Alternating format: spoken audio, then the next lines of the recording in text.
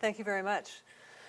What I wanted to talk to you tonight about is Chumash ethnobotany, and we'll go through and describe exactly what that is and talk about various ways in which the Chumash interacted with the botanical part of their natural environment. So let me just go right into this, starting with the obligatory introductory map slide.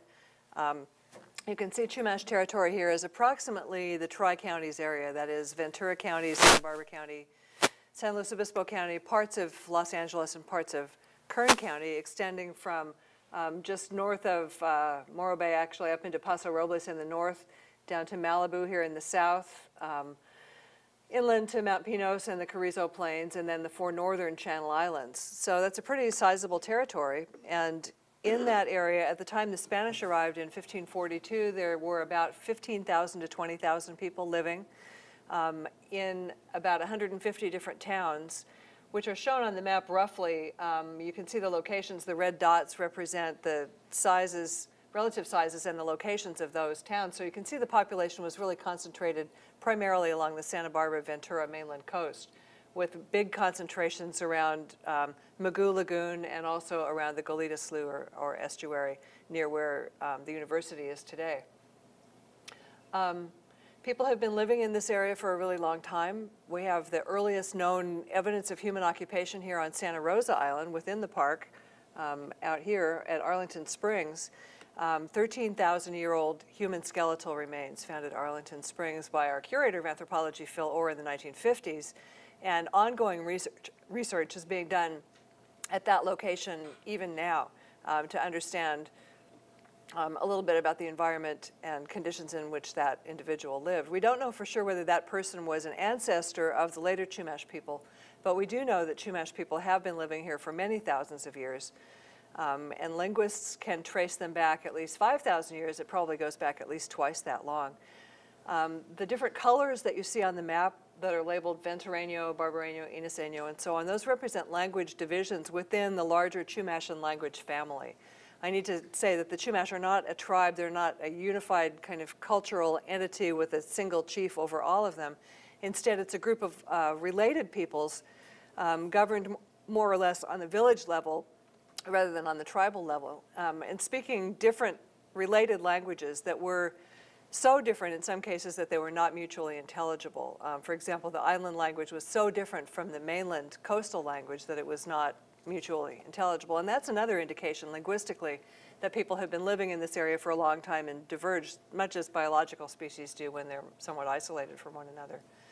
So anyway, so we have 15 to 20,000 people living in this area purely off the wild resources of land and sea. They were hunters, gatherers, and fisher folk, and still they managed to support about the highest density of population anywhere in North America, north of the Valley of Mexico. So that's a tribute to the fact that the environment here is so incredibly rich and diverse and productive, but also to the experience and ingenuity of the people in figuring out how to take maximum advantage of that. How we know what we know about the Chumash, the main source of information is ethnographic field notes from John Harrington, who worked with Chumash people beginning about 1911 or 12, on up almost till his death in 1961. He was a linguist and ethnographer who worked for the Bureau of American Ethnology, Smithsonian Institution. And the Chumash were his favorite group among many whom he interviewed, and he kept coming back to the Santa Barbara, Ventura, San Luis Obispo area repeatedly and worked with several generations of Chumash people, recording all aspects of their language and culture. It wound up being about 300,000 pages of handwritten field notes, most of them taken in the language that the person was speaking. So the 5 different Chumash languages are recorded that way, also Spanish, and then sometimes interlinear translation in English. So it's a huge amount of information that will probably keep us all busy for the next 100 years, going through and finding new things all the time. So that's the main source of information. We also have a variety of historical documents from the first explorers who came through this area, the later colonists, Franciscan missionaries, Anglo settlers, and then various visitors who passed through the area. They left diaries and journals and accounts of what Chumash culture was like. And then we also have some archaeological evidence. In the case of what I'm going to talk about, they do have some plant remains that are preserved in archaeological sites, and there are also a number of artifacts that are associated with plant use. So each of these lines of evidence provides little clues that we can kind of piece together to put together a picture of what Chumash life was like. There are still Chumash people around. There's probably about 5,000 people who can trace some degree of Chumash ancestry. But my interest, our interest at the museum, has been largely researching what Chumash life and culture was like in the past. So what's ethnobotany? This is a $10 word. Not terribly complicated. Obviously, botany is the part that has to do with plants, and the ethno part has to do with ethnic people, or the sort of anthropological aspect. So ethnobotany is the study of the direct interrelationships between plants and people, between plants and human cultures.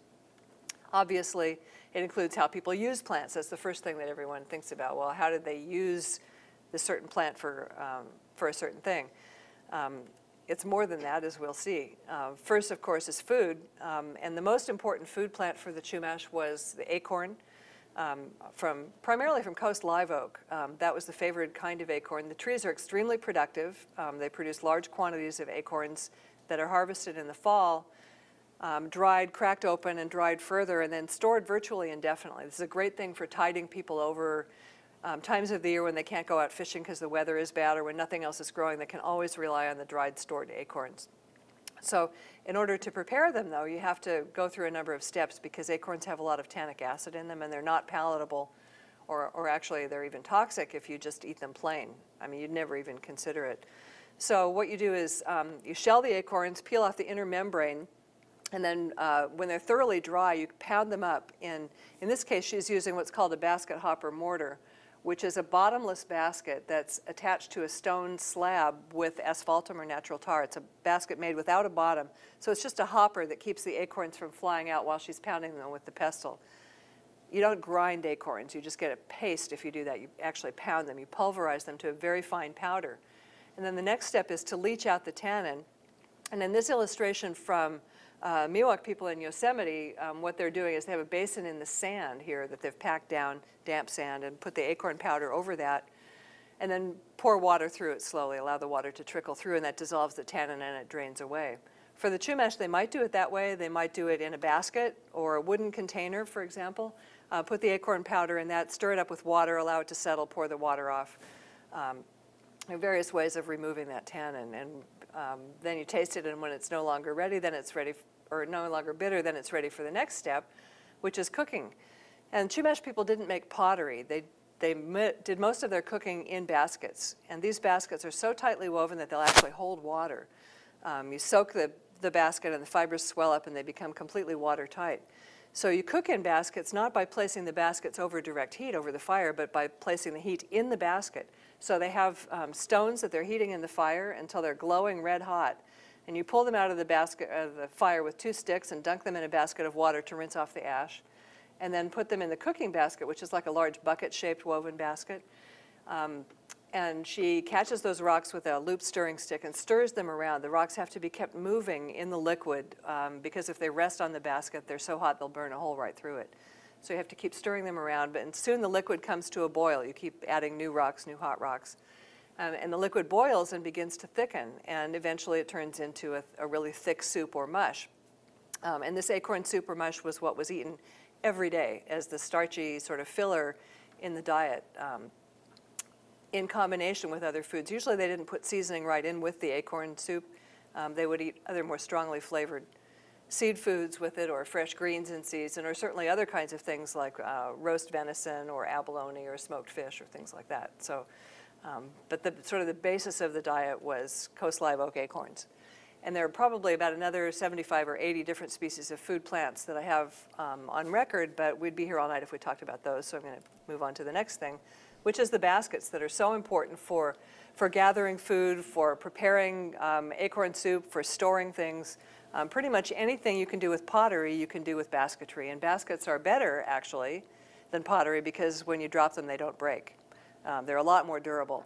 California Indians, including the Chumash, are famous basket weavers.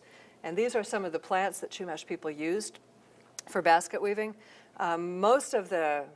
Well, they use 2 techniques, twining and coiling. Most of the fancy baskets that you'll see pictures of are of the coiled type.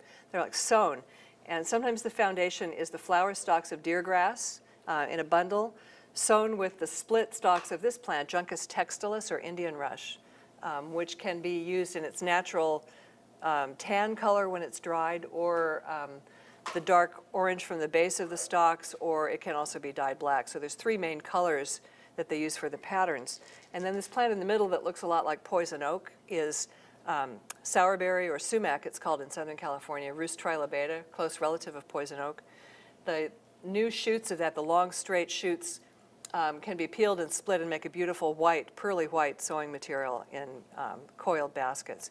So these are some examples of baskets from our own museum collection at the Santa Barbara Museum of Natural History. We have the largest collection of Chumash baskets of any museum anywhere in the world, and they're almost all on public display. So it's the place where you can see more Chumash baskets than anywhere else. Plants are used to make a variety of kinds of tools. Here we see a sycamore tree, and the word for sycamore tree in many Chumash languages was the same as the word for wooden bowl. And the Chumash made such fine woodwork, the Spanish explorers said it looked like they'd turned it out on a mechanical lathe. It was just so evenly made and finely polished. There was beautiful wooden bowls and trays and boxes. And sycamore is one of the woods that they used. And they like to use this little part right here. That's called the elbow of the sycamore, where a branch comes down and bends back up again. So if they could get a branch like that, that would be good as the basis to make a wooden bowl. And this is an example of a wooden bowl in our museum collection that's made from the burl of a bay tree. They also used oak and alder and cottonwood and other kinds of wood. Other kinds of tools include hunting equipment. The Chumash were great hunters of deer and pronghorn and all kinds of smaller game as well. And here's a couple of Chumash deer hunters out wearing their deer disguises so they can sneak up on the deer and get a good shot. Their bows and arrows, of course, are made from plants. The bows are made from either juniper, which is the tree here in the foreground, or pinon wood, with the tree in the background. Those are the two favored woods for bow making. And then the arrows are actually made in several segments. There's the stone tip here, which is attached to a hardwood foreshaft about maybe 6 or 8 inches long, and that's toyon or chamise wood, really hard woods from chaparral shrubs. And then the hardwood foreshaft is inserted into a hollow cane main shaft. The cane is from a large native grass called carrizo grass. It's like a sort of mini bamboo in a way. And then the fletching is attached to the other end. So these are light arrows that fly well, and the hardwood foreshaft assures that the point is securely attached. Whole variety of other kinds of tools made from wood also. For transportation, how could plants be used in transportation? Well, here's some of the ingredients. We have in the center, there's redwood trees. And redwood is not a tree that's native to Chumash territory at all. It doesn't grow here. It's planted here now, but it's not native to this area. But the Chumash were able to get redwood as driftwood. The trees in Central California sometimes fall over in storms. They get washed out to sea. The logs float down in the California current southward and wash up on the beaches within Chumash territory. And in fact, the Chumash name for Santa Rosa Island is Wima, which means redwood driftwood. That was the name of that island in the Chumash languages. So that's an indication that there was a lot of that driftwood there, as well as other places like Point Conception. There's quite a bit of driftwood. So these already seasoned driftwood logs would be split into boards and shaped to make the plank canoe. And the planks then were glued together. They were shaped very tightly so that they would fit perfectly edge to edge. And then they're glued together with a mixture of pine pitch from pinon pine, as well as the natural asphaltum that oozes out on land from terrestrial seeps like the one at Carpinteria or the one at More Mesa near Santa Barbara Airport. So that hard tar is pulverized and then mixed with pine pitch and melted and uses the glue to adhere these two, the planks together. And then on each side of the seam, you drill a hole and tie the planks together with string made from this plant, which is called Indian hemp or dogbane. It has great fiber in it that's perfect for any kind of thing that needs to be tied together really tightly. So here's an illustration of the Chumash plank canoe. And you can see how it's made of boards that are actually glued and then sewn together using this plant fiber from the Indian hemp plant. And that plant, the cordage from that plant also makes the very best harpoon lines, fishing lines, nets, anything for fishing equipment. It gets stronger when it's wet, so it's the perfect thing for using the canoe planks. And these canoes were essential in Chumash society for fishing and for travel and trade back and forth between coastal villages and between the islands and the mainland. made from a plant that doesn't even actually grow here. Other kinds of construction, Chumash houses were made from willow poles, usually erected in a circle in post holes in the ground, and the tops tied over, bent over and tied together at the top, and then cross pieces lashed on. So you have like an upside down openwork basket shape, kind of dome shaped, and then it would be thatched using bulrush or tule, which is the plant there on the left at the Prisoner's Harbor Marsh on Santa Cruz Island. And they start out at the bottom, applying layers of thatch, tying it onto the framework, and working upward, overlapping like shingles on a roof, so it would shed the rain and fog drip and everything. It's a very kind of appropriate technology sort of dwelling for this environment. You don't need massive architecture here. Here's an artist's conception by Russell Ruiz showing the Chumash towns around the margins of Goleta Slough. And some of these towns were really large. They had about 1,000 people in several different towns around the margins of the estuary there. And that sort of gives an idea of what the houses were like. The explorers described them as being round like half an orange. I'm a little skeptical of that window in the house on the left there, but generally I think it gives a pretty good sense of what those villages look like. There's a hole in the top to let the smoke out when you have a fire inside the house for cooking or for warmth. It lets the smoke out, but you can close that when it's rainy. And you see the plank canoes there on the shoreline of the estuary and so on. Okay, jumping to medicine, the Chumash medical system was much like ours. That is, they had kind of everyday folk medicine that everybody knew about.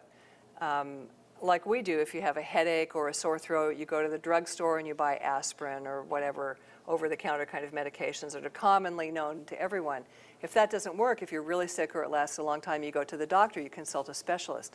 And the Chumash also had specialist doctors who used a variety of methods, not just necessarily treating only the symptoms, but to restore harmony to the sick person. The idea was that their spirit somehow got out of balance.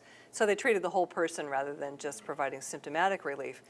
And they did use some herbal medicine, like chuchipati root there is for rattlesnake control and also for stomach ulcers.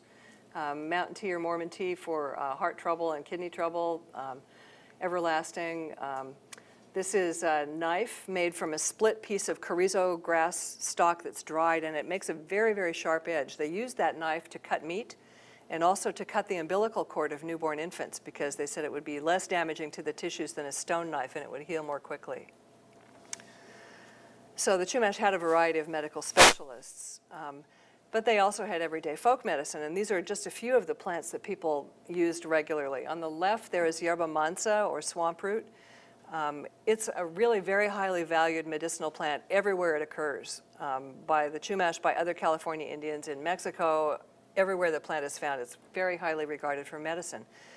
You take the root, which is very aromatic, and grate it and soak it in water or boil it in water to make a tea that you drink anytime you're just sort of feeling out of sorts or don't have any energy, or if you're sick for any reason. That's the first thing that you do. It's considered a blood purifier or a spring tonic. Also, it was very good for washing infected cuts and sores, so it was very highly valued in ranching days. Next, in the middle there in the lower part is nettle. It was a remedy for arthritis, rheumatism. A lot of Harrington's consultants were older folks, and so they were always complaining about their aches and pains, and this is one of their favorite remedies. They said, you whip yourself with that and you forget all about how bad your arthritis hurts. The way it works is it actually, through those needle-like hairs, it injects the irritant chemical into your skin, and that acts as a counter-irritant, and it stimulates blood flow to the area, and that actually promotes healing and pain relief. On the lower right there is poison oak, which we usually think of needing a remedy for. Chumash people mostly weren't bothered very much by poison oak. You'll read that the Indians didn't get poison oak, as though all Indian people were the same, and that's not true at all. The Yokuts people from the Central Valley would come out here to the coast and trade with the Chumash or do fishing, and they would get terrible cases of poison oak. They were really susceptible to it, but most Chumash people weren't. So they actually used this as a medicinal plant. In the early spring, when it's just starting to leaf out, the sap is flowing, that's a good time to use it to cure warts or persistent, like little skin cancer sores. They would pick the leaves one by one and allow the juice to drip onto the wart. The tears of the poison oak, they call that. And it would oxidize and turn black on exposure to the air. They would keep applying it and so on. Eventually it would harden, and then later on, after some period of time, that black part would drop off and the wart would be gone. And the way that works is, if you're slightly allergic to poison oak, this would help to marshal the body's immune defenses against the virus that causes warts. Another use was to boil the root and drink it as a tea for dysentery, though you had to be careful not to let the vapors get into your eyes because it could cause blindness. And then there's a really amazing story that was recorded by one of the padres at San Luis Obispo mission during the colonial period. In that area, there were a lot of grizzly bears, and people had to be really careful about bears when they were out in the bush. And this one Indian man apparently was surprised and attacked by a grizzly and badly mauled and just lacerated all over his whole body and was very badly injured.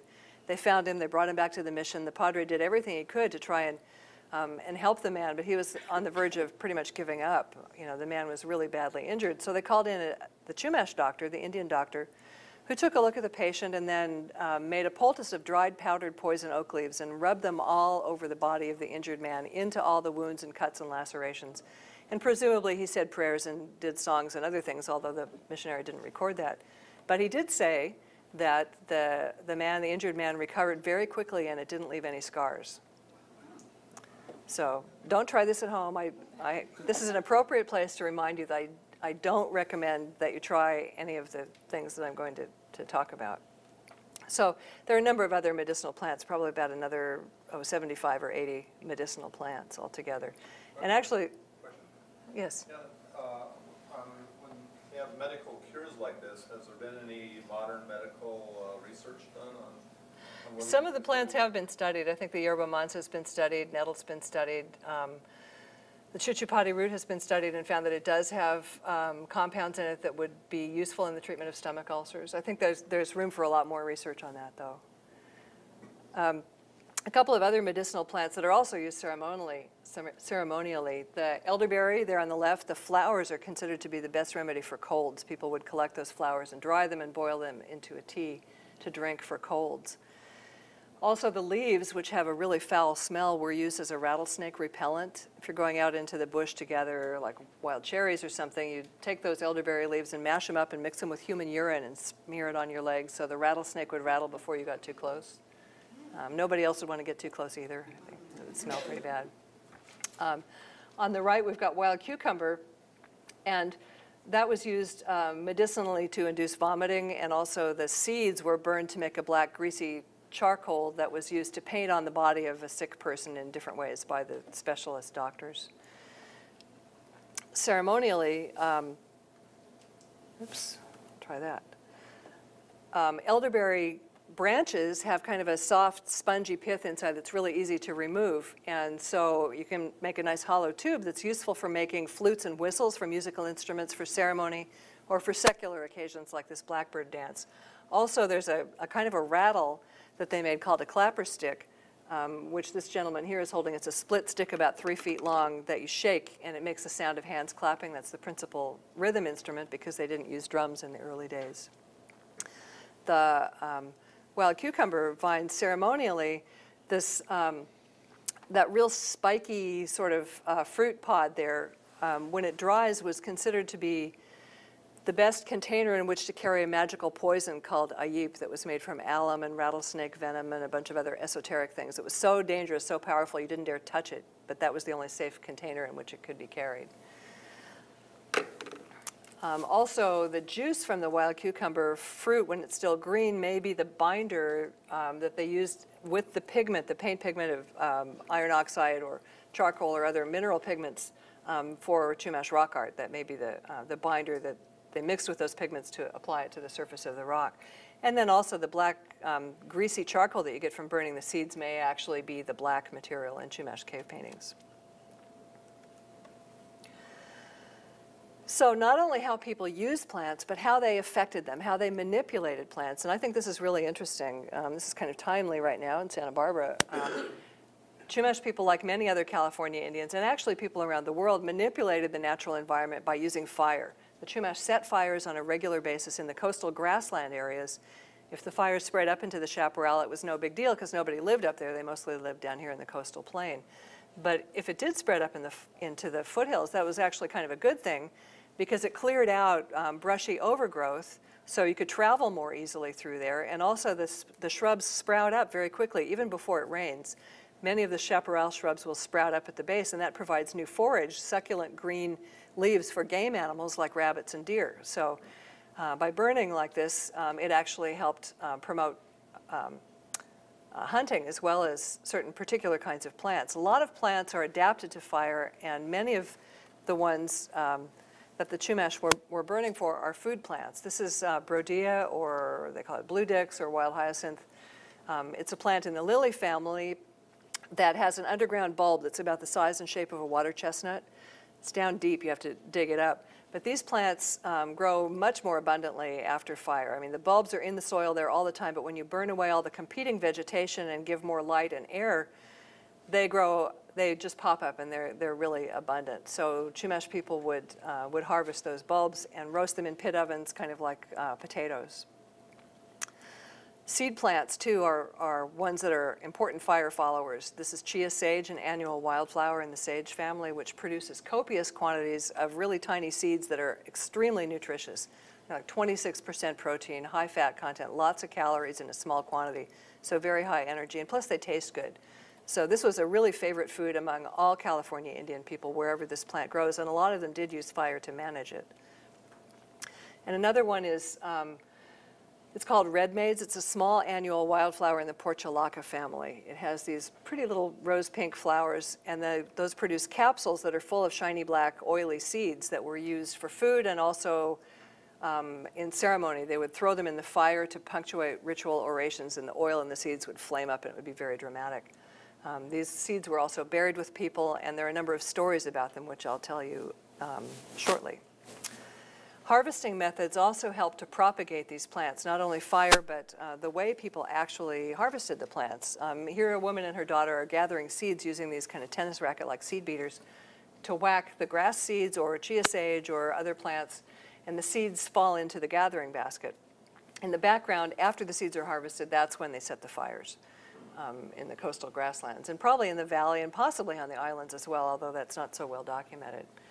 So not all of the seeds make it into the basket. A lot of them get scattered, and so that's a way that the seeds can get distributed and new plants grow. This is Chia Sage showing the seed heads of the plant and some of the seeds. They're, like I say, they're pretty tiny, but they're really nutritious and good tasting.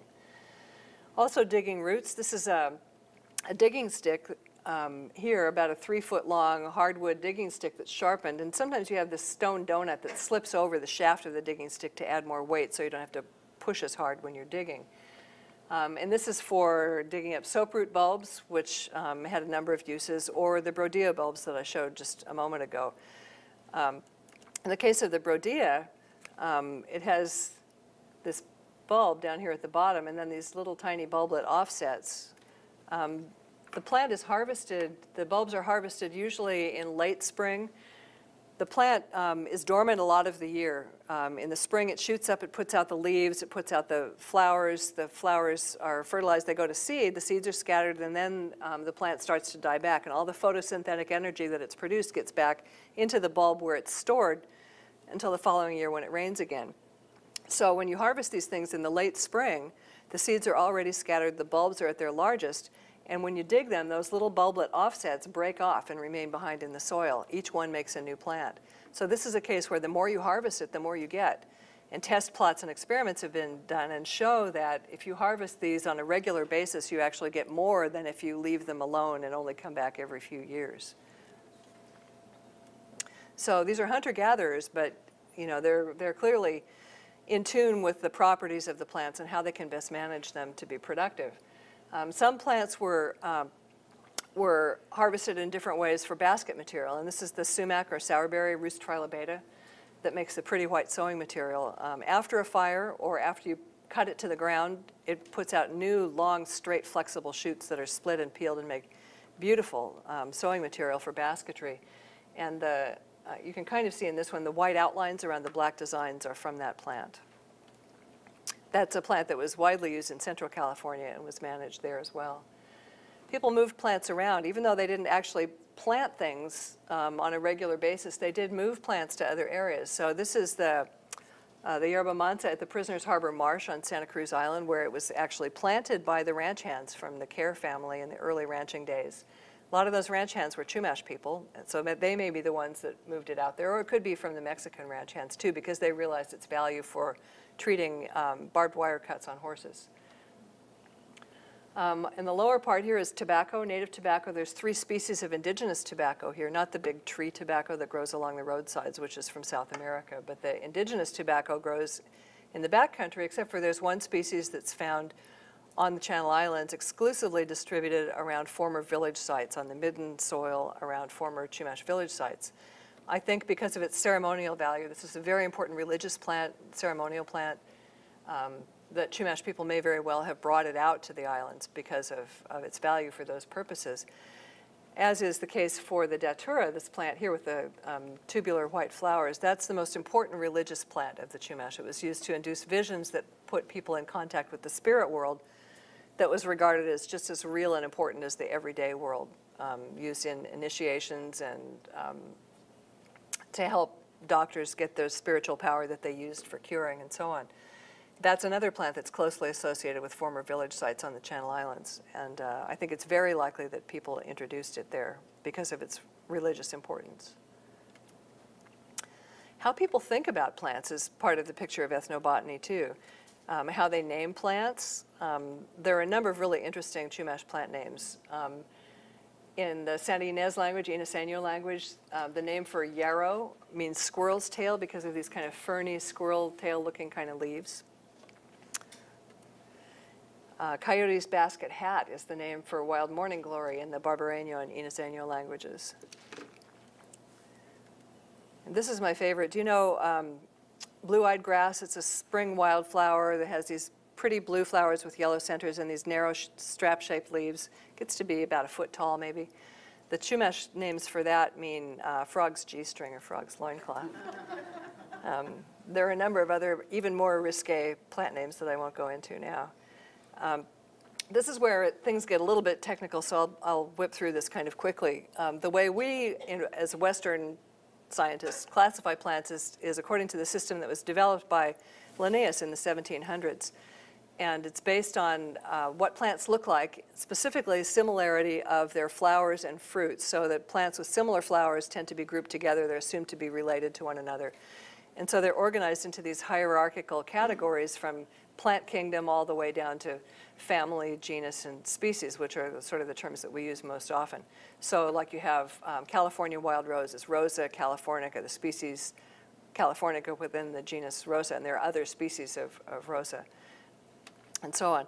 And these are important. Using this binomial nomenclature of genus and species is important so people can communicate about what plant it is they're talking about. If you just use common English names like ironwood, that can apply to any number of different plants that are completely unrelated, and people might get really confused. So that's why we have this, this system of nomenclature, the Latin names, so that we'll be able to communicate. Even people who speak other languages all use this same kind of system. There's also folk classification, which is sort of what we use in English. For the Chumash, a plant like this is what we would call Ceanothus spinosus, the greenbark ceanothus. There are many different kinds of ceanothus, or California wild lilac, it's sometimes called in English. In the chaparral, we have many different species. The Chumash only recognize 2, blue-flowered ones and white-flowered ones. And all the blue-flowered ones had one name and all the white-flowered ones had another name. It doesn't mean that they didn't recognize that there were differences within those, that those are just sort of the major categories. So people can classify plants according to their uses, like is it for food, is it for medicine, or whatever. And things that are more important, more utilitarian, tend to be classified more in more detail, I guess you'd say. There's sort of universal characteristics in folk classification systems around the world. There are a number of similarities, but basically this universal classification is also based on what a plant looks like on its physical characteristics. And this system was sort of codified by Brent Berlin, who was looking at small-scale agriculturalists. It turns out this doesn't apply quite so much to hunter-gatherers like the Chumash. Most of the Chumash categories are sort of down in this generic and specific level without too much terminology going on at the other levels. And you can also look at classification in terms of how prominent the plant is. Is it really commonly found ecologically? Is it everywhere in the environment? Is it something that's really conspicuous, like a big tree, as opposed to some little low thing that grows on the ground? And what kind of cultural importance does it have? So these are all kind of factors that linguists have looked at in terms of trying to understand how different cultures classify living organisms. So we've got Chia Sage, Salvia columbarii, there on the left, and Salvia carduacea, the thistle sage, on the right. The Chumash had different names for each of those, and in Spanish they called one of them chia, and then there was another kind of chia, chia gruesa, or coarse chia, which is the thistle sage, and those seeds were also used in the same way that true chia was, but they were regarded as kind of not as good. That was like another kind. So chia was like the real chia. Okay, so then we've got various kinds of beliefs about plants and legends and myths. This is the Datura plant again, or Jimson weed, which I mentioned is the most important religious plant. It also happens to be the only plant that appears as a character in Chumash myths. There are lots of stories about the time when animals were people before they were humans. Animals had a society very much like the Chumash later developed. So eagle was the chief, and pelican and cormorant were fishermen, and frog had control of all of the streams and springs and water on earth. Coyote was always wandering around getting into trouble. These are very human-like characters, but also identified with animals. But this is the only plant. Momoi was an old woman who lived off by herself or maybe with a granddaughter. And it was said that she was really kind of a dangerous, scary person. If she washed her hands and you drank that water, you would fall asleep. And if she washed up to her elbows, you would have dreams, maybe scary dreams. And if she took a bath and you drank her bath water, you would die because it was just so incredibly powerful. This reflects the fact that this is the plant that was used to induce visions, and it was administered by a specialist as sort of an initiation.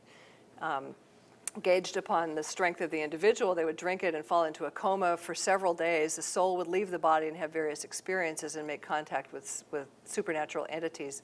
With luck, it would find its way back eventually to the body. The person would wake up, describe what they had seen to the Datura doctor, the specialist, who would interpret their dreams. And hopefully they would have made contact with a personal spirit guide or dream helper. It could be bear, it could be thunder, it could be any number of different things. But that entity would have given them a song and a talisman that they could use to call upon the power of their own individual dream helper anytime they were in crisis during their life. And it was important to have that relationship because your soul wouldn't be strong enough to reach the land of the dead after you died if you didn't have that assistance from the dream helper. So anyway, this is the only character that's a plant that appears in Chumash myths. California poppy, very charming stories about this. They said that in the springtime when the poppies are blooming, boys would tend to try to lure girls off into the poppy fields, and the girls would be so overcome by the beauty of the flowers that boys could take advantage of them, sort of like Dorothy in the poppy fields in The Wizard of Oz. But also, there's some very beautiful poetry about this. Lizard had visited the Channel Islands, and he came back and was talking to Coyote about the flowers out there, and he said, the poppies out there are so beautiful, it's as though the sun itself is on the ground, so beautiful is the flower. And he's talking about this island poppies that have yellow around the outside and kind of deeper orange tone in the center. And they really are beautiful. They do look like the sun is on the ground. Houtash is the name of the earth deity for the Chumash, and it's also the name of the red maize plant. This is the little portulaca family wildflower that has these little rose pink flowers and then the capsules that produce all these shiny black seeds. And Coyote was always hungry, and he was always wandering around trying to find something to eat. And sometimes he would come into a village of people who he didn't speak the language, and in order to get them to know that he wanted something to eat, he would point to the pupil of his eye. And by that they would understand that he wanted to eat Houtash seeds because they're round and shiny and black like the pupil of Coyote's eye. And then there's another coyote story that took place in Santa Barbara in sort of semi-mythic, semi-historic time. Coyote was wandering around hungry as usual and ran across a group of children in Santa Barbara at Dixie Thompson Springs, which was right at the corner of State and Alomar. There was a spring there. And they were digging these Brodia bulbs, which look like that, like little Indian potatoes. And so he was kind of drooling, and some of the children noticed him and offered to share their bulbs with him. Oh, grandfather, you're so skinny. Here, take some of my cacomites, my Brodia bulbs. And he was very grateful, but some of the other children just kept on digging and ignored him completely and sort of, were trying to hide what they were doing. And he went, huh. So he sort of magically bewitched the bulbs of the stingy children so that they were very deep and among rocks and were really small and hard to get, whereas the bulbs of the generous children were close to the surface and big and succulent and easy to get. Then, after they'd harvested what they could, they went up to Mission Canyon near the old Mission Dam where there was a roasting pit. And they prepared it and built a fire and heated the rocks and put the bulbs in there to roast. And while they were cooking, Coyote magically bewitched the bulbs of the stingy children so that they came out all burned to a crisp and were totally inedible, whereas the bulbs of the generous children were succulent and perfectly cooked and really delicious. So ethnobotany also covers how plants affect people. The relationship goes in both directions. It affects where they live. Here we have a plant canoe being launched from the beach at a coastal village. Obviously, villages were located near a source of fresh water where a stream came out to the ocean, usually right here. Sandy beach for easy launching of plant canoes, but also access to plant resources. You need construction material. You need willows and tules or cattails to do the house thatching with. You need food resources relatively close by. So settlement pattern was in large part affected by the plant resources that were available in any given area. Where people go was also affected by plant availability. Here we're in the coastal plain in Santa Barbara where most of the villages were located, but in a short distance, short day's walk, you can get up into the foothills and higher mountains where there's a lot of different resources, out into the channel, even out to the islands. There's a lot of different kinds of plants and animals and other kinds of resources available in a pretty short distance for these coastal villages. But people didn't necessarily feel themselves restricted to stay home. They would actually pack up and trek into the backcountry, into the mountains, the backcountry of Ventura County, Cuyama Valley, where the pinon trees grow in the fall, and camp out there for several weeks while they were harvesting the pinon nuts and hunting pronghorn and gathering medicinal plants that aren't found closer to the coast, like the mountain tea there, the ephedra on the left. And also the giant carrizo grass, the large native grass that they use to make arrow shafts here, is found only in the backcountry, not close to the coast. So that's another thing that they would be collecting there. Also, on that carrizo grass, there gets to be a kind of sticky honeydew deposit from aphids or scale insects. And people actually harvested that in crustacean that was really sweet and molded it into little cakes and wrapped it in tule leaves and brought it back home. And that was the only source of sugar that they had. There were no honeybees here. It's an introduced species. So that was really very, very much prized because it was the only sweet thing they had to eat. So a lot of the routes that they followed are shown on this map from the exhibit in our Chumash Hall at the Santa Barbara Museum. And you can kind of see here that coastal Chumash people were trading things made from plants or plant materials like the dogbane fiber string, bows and arrows, baskets, acorns, seeds, roots, out to the islands where those things really aren't available. There are no basket materials on the island, so people would trade the baskets out there or the raw materials to make baskets. And in return, they would get more manufactured goods or things that were produced or available on the islands. Also, coastal people traded with the interior backcountry folks, too. Different kinds of baskets and tobacco and other kinds of things were traded over a really wide area, both within the Chumash groups and also beyond, out even as far as the Colorado River and beyond that. And the routes that they followed are things like where 101 is today, where San Marcos Pass Road is, 154, the route that goes up the Santa Clara River Valley, Refugio Pass Road. Those are all old Indian trails. And we are continuing to follow those same routes today. So the ways that we choose to travel are largely based on these old Indian travel routes. Plant place names, just briefly, there's several of them that you might recognize. Camulos along Highway 126 was named for a juniper tree that used to be there. Several of these are in northern Santa Barbara County. Sway Creek named for tarweed. Sisquoc for one particular species of tule or bulrush. Honata for the tall valley oak that was there. And so on. Topa Topa is one that you'll recognize. That refers to the giant carrizo grass. Topo is the name of that plant, and Sitop Topo means there was a place where there was a lot of it. Contrary to what you may read in the brochure that the Ojai Valley Inn passes out, which says it refers to a beautiful snow-white gopher that brought food to the people.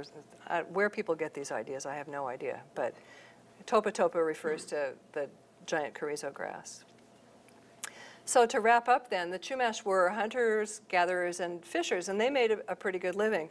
occasionally I get questions from people saying, well, how come they didn't practice agriculture? Why didn't they grow crops like other Indians did? You know, are these people backwards? Are they stupid?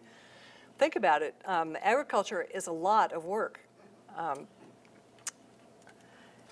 Usually you have to have some kind of draft animals or metal tools like plows. You definitely need irrigation. That's a lot of trouble, and it pretty much ties you down to one place a lot of the time. Agriculture in general among Native American people in the Southwest, in the Southeast, in Mexico, required water, usually from summer rainfall. So crop choices are a really critical issue here. Traditional native crops are corn, beans, squash, chili peppers, things that grow in the warm season of the year. We never get rain or water in the warm season of the year, so we can't grow any of those traditional Native American crops here without supplemental irrigation. So the climate is a real factor in determining that the Chumash did better with hunting, gathering, and fishing than they would have trying to plant crops.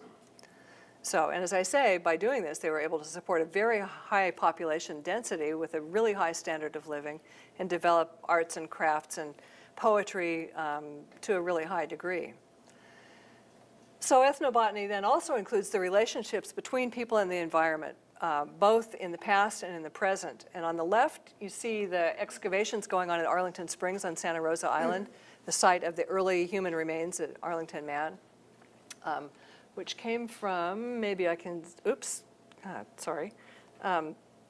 There's kind of a black soil layer right about down in there, which is where the bones came from, 30-some feet below the present-day ground surface. So they're excavating there to determine what the environment was like. They've actually found some other human kinds of artifacts in addition to the human remains. But they're collecting pollen and other plant materials in the soil cores that they're doing to be able to reconstruct the environment so they'll understand better what it was like when that person lived and if there was a regular settlement there. On the right is a group of Chumash people, the Romero family from Santa Ynez. Chumash people today are still using plants, not necessarily in the same way their ancestors did, but some plants are very important in their culture. White sage, for example, is burned as a ceremonial offering, ritual purification. People use tobacco as ritual offerings at ceremonies and funerals. Chumash people are learning to make baskets again. The last of the old-time basket weavers died in about 1915, but Chumash people are learning once again to make baskets by studying ones in our museum collection and working with teachers from other areas. So plants are still important in Chumash culture, and they do use some plant medicine as well. And, by doing this work and publishing the book, my idea was to give that information back to them. This is knowledge that their ancestors had that sort of passed through various filters through Harrington, through people like me who are writing up the material that Harrington recorded from their ancestors and giving it back to these people, as well as to share it with all of you and people today so that we can understand better what life was like for the first people of our region. I just need to say thank you to a few people. Chris Chapman did the beautiful watercolors, the botanical illustrations. Bob Hoover, a professor of anthropology at Cal Poly San Luis Obispo, found the Harrington notes on Chumash ethnobotany and allowed me to work with them. That was very generous. The late Travis Hudson, curator of anthropology, kind of broke me in on working with the Harrington notes and reading his handwriting and deciphering Chumash languages. Cliff Smith was the brilliant botanist and librarian at the museum. You could take a little wilted plant sprig to him and he would tell you not only what it was, but where you had collected it. He was fabulous. And Bob Haller was the professor at UCSB who taught the Plants of California class that opened my eyes to the plant world.